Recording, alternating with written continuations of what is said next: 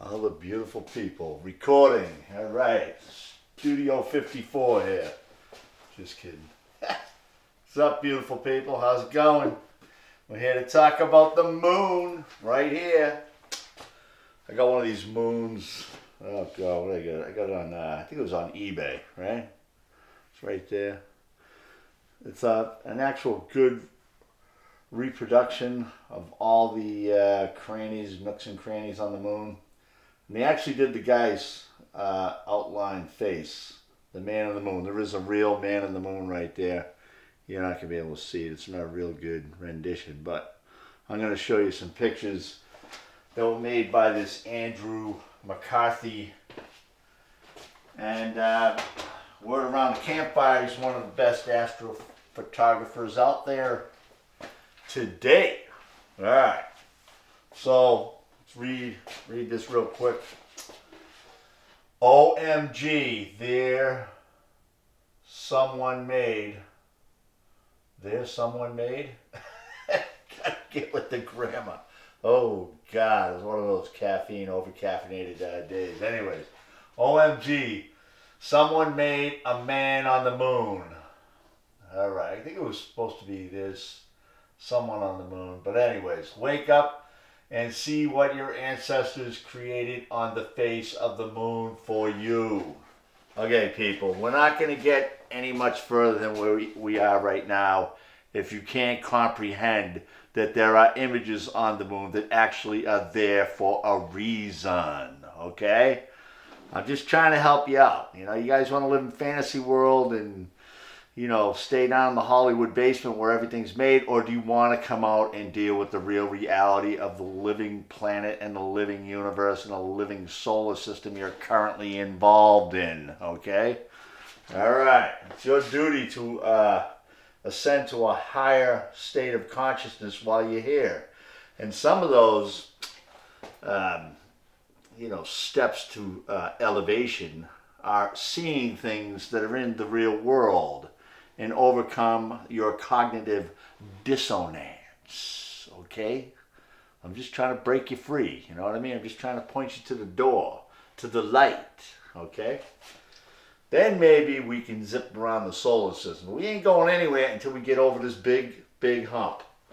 All right, let's get on with the pictures. Let's get going. Enjoy the picture show. All right, here's a picture of the moon right here, right? Now, you can see there's dark regions on the moon, right? You got dark region here, dark region here, dark here. Okay, this is the man's face. That's Cancer as above, so below. Cancer's in the northern hemisphere. Capricorn is on the bottom here. Now, mind you, there's some damage from being up on the moon because the meteors are hitting it, bombarding it constantly over the millennia, okay? Another reason we got to get back up there is to straighten out this and get these images back into shape for the future generation of man. All right, this C here is a C clip that's on every globe, classroom globe. You see the C clip right here? All right. I had a fight with some Indians there a couple of days ago. But anyway, just kidding. Native Americans, sorry, I don't want to offend anybody. But anyways, this thing represents the actual tilt the Earth goes through. Gets us in and out of ice ages, interglacial periods, things of that nature. All right, so you got some images here. All right, like there's a lot of stuff going on here, but clearly there's a face here, there's an eye, there's an ear, there's a blown off ear, there's another eye here. His lips are 150 miles wide.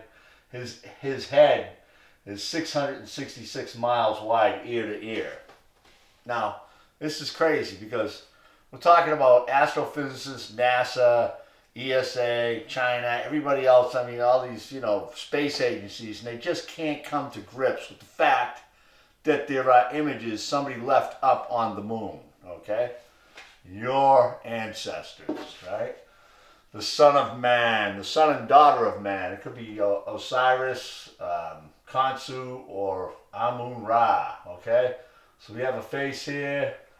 That's three. One is a cobra. 2 is the claw, which is Cancer, the claw, Northern Hemisphere, Tropic of Cancer.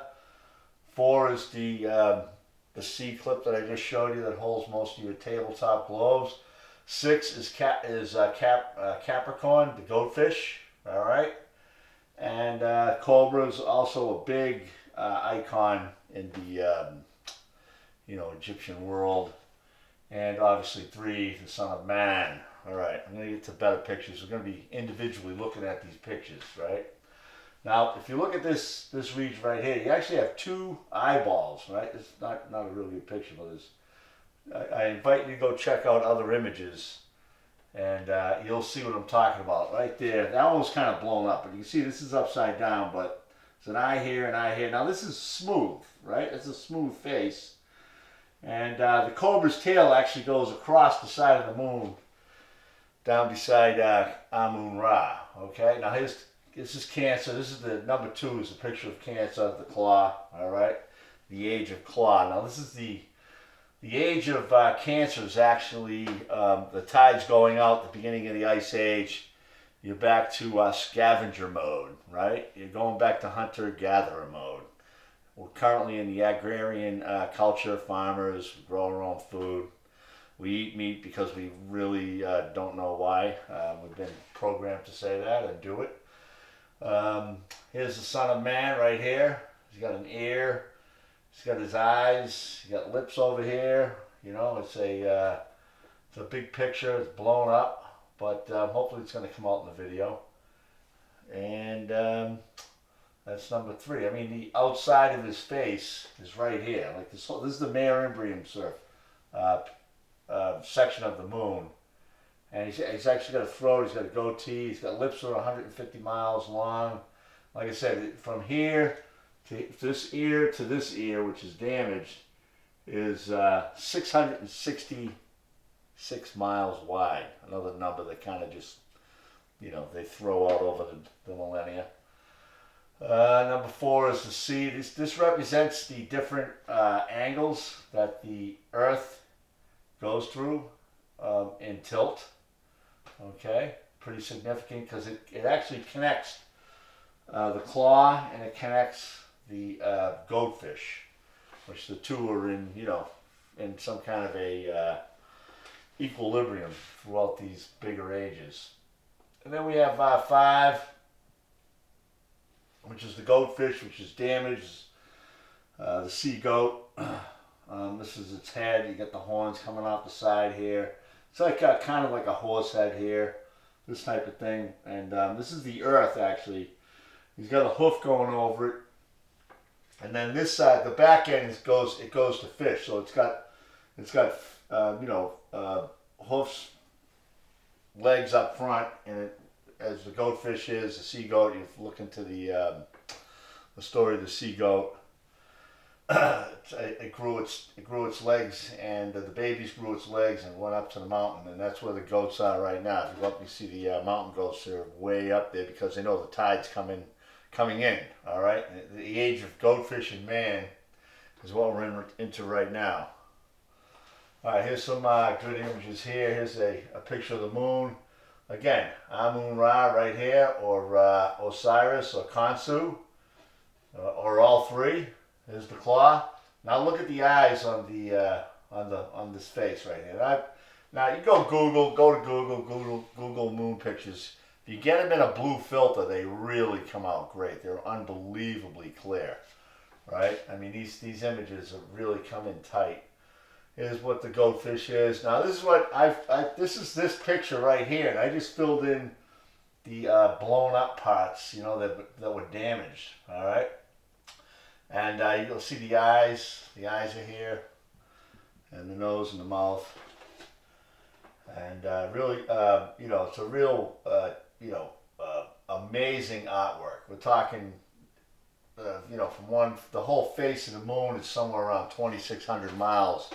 In diameter, right? I mean, it's straight across is 2,600 miles, so plenty of room to do some artwork. Now, if you go to the opposite side, the dark side of the moon, which is actually the light side of the moon, there's no dark images over there. It's all white, It's like there's nothing over there. So that in and of itself there's more than enough evidence that these were images, undamaged images, when they were first put up there. Now, how do they put these images up? Probably laser beams, burn them right into the surface.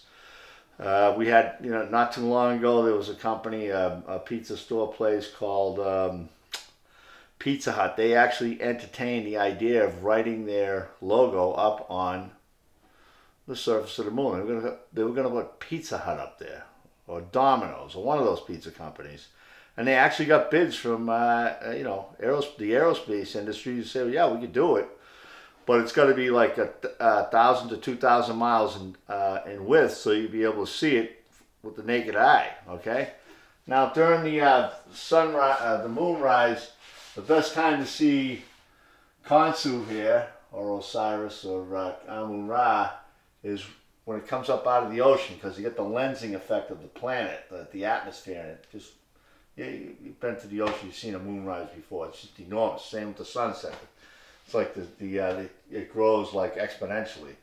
That allows you to see the details, okay, of all this. Now, this is instrumentation. This is the other than precession, this is the clock of the ages right here. You look at this thing, and this thing rotates with the pitch of the tilt of the earth, rather, and you can read, as this thing comes up out of the ocean, you can read the where we are on this clock here, the moon clock, the mother moon clock, the mother of all clocks.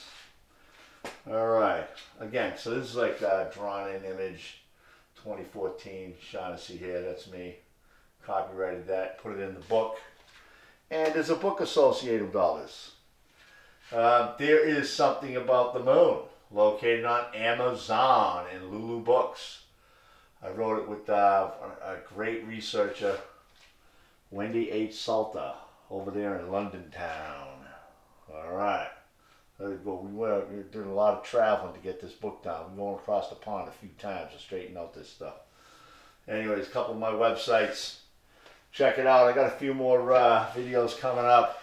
I know it's tough for everybody cooped up in the house with the coronavirus, testing your reality. Well, let me redirect your current mind set to this particular conundrum, and maybe we can get some people on board and say, hey, maybe there is an image on the moon. Maybe there is something to be said. You want to break free of all this dogma and all this craziness and all these psychopaths and mental defectives that are running the planet right now. This is your way out, dudes or dudettes. This is the way out right here. Reality. The reality of the fact is there are images on the moon and they actually mean something. Do you hear me? Can you hear me in there? All right. All right. Peace out. Don't forget to like and subscribe. All right, stay healthy, people. Don't inhale any of that coronavirus floating around. It's not good for you. All right, catch you on the flip side.